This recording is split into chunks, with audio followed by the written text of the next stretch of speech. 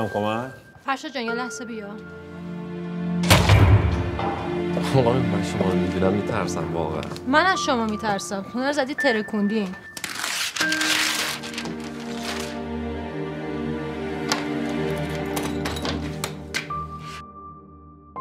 خوبه بابا زن و بچه داری.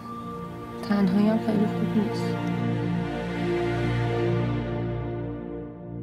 هوای خواهر منو داشته باش. حتما آقا خیالتون راحت.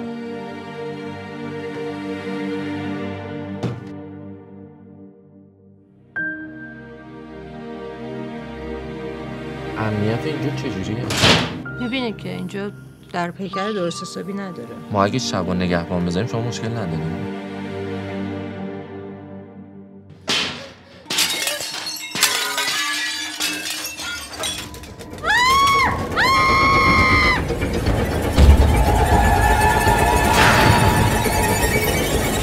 خانم اینجا چه خبریه؟ این برداریه.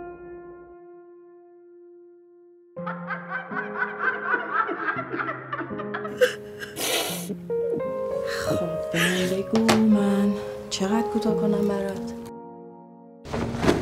آب بخوری؟ تا کجا میدونستی من تشنمه؟ کات بچه اصلا خوب نیست اینا.